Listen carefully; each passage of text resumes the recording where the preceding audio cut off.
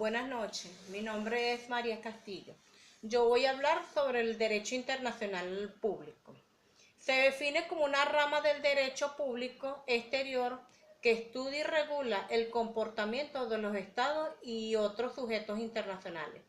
Existen varios autores que lo definen, pero la mayoría coinciden es que es un conjunto de principios y normas jurídicas destinadas a reglamentar las relaciones entre estados y establecer derechos y deberes de los estados en la comunidad internacional. El derecho internacional público se basa en establecer los lineamientos desde el punto de vista jurídico para lograr las relaciones comerciales y diplomáticas entre los estados que lo conforman. El derecho de los tratados, el derecho de las organizaciones comerciales, los sujetos y ordenamientos internacionales, la inmunidad de los estados, la personalidad jurídica y responsabilidad internacional, el régimen legal de los derechos humanos, las normas consuetudinarias de las normas convencionales.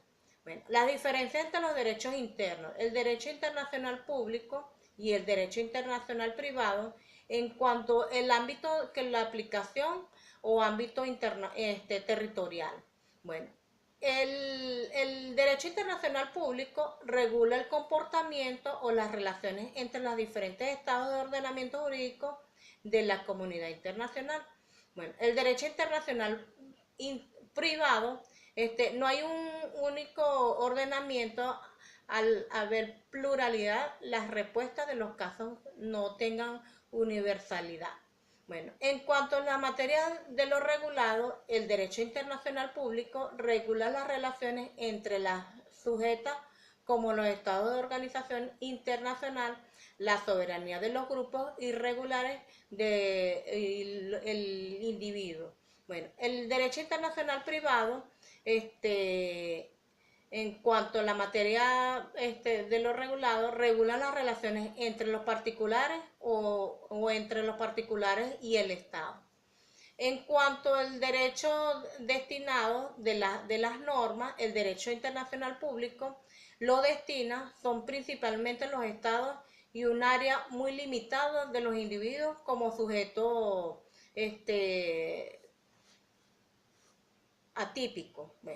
En cuanto al derecho internacional privado de los destinados, son las particulares en sus mutuas relaciones comerciales y personales.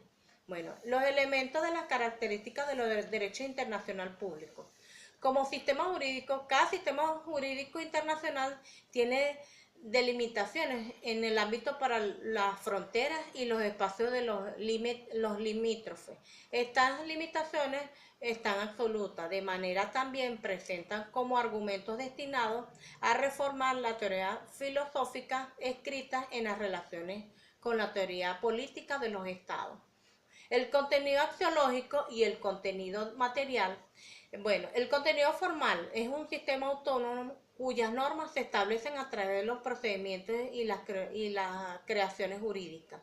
En el contenido material, en vista que regulan las relaciones internacionales de los derechos internacionales a través de los tratados, las leyes, acuerdos bilaterales o multilaterales.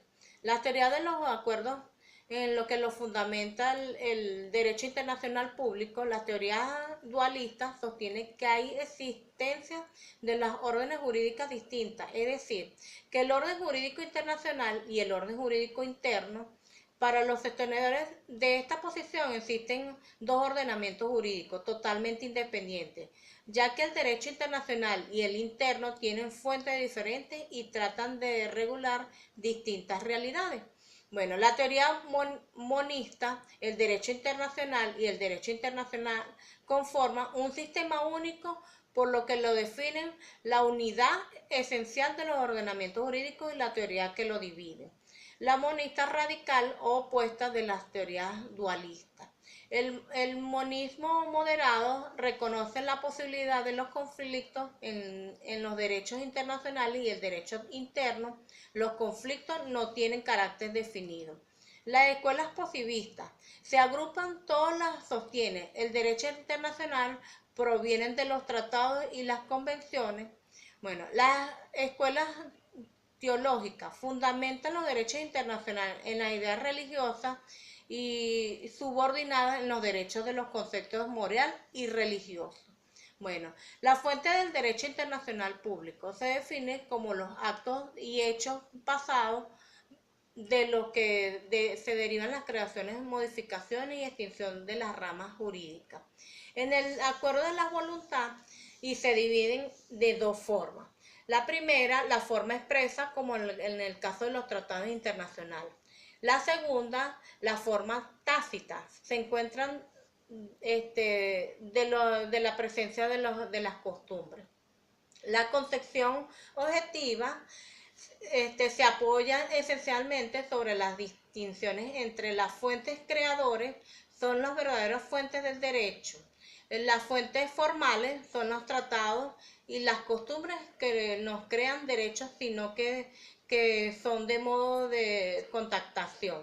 La clasificación doctrinal, fuentes directas e indirectas. Las fuentes directas, las costumbres, deben de distinguirse del simple la práctica o como la costumbre de llevar un cierto requisito que son indispensables para la realización material de los actos y las opiniones jurídicas de su necesidad. Bueno, los tratados de convención, las necesidades que se encuentran en disposiciones realmente nuevas, porque este instrumento se divide en repetir las normas y principios y consagrados no pueden considerar como tal.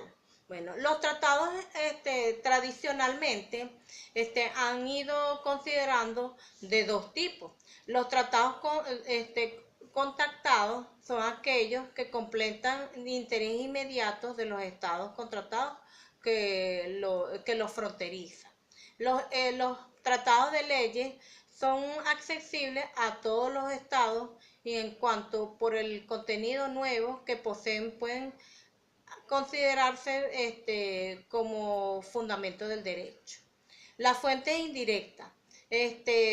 Documentos internacionales contienen principios, una norma realmente, esa es una. La opinión de la jurídica de las asociaciones especializadas, la opinión de la jurisdicción y de las asociaciones.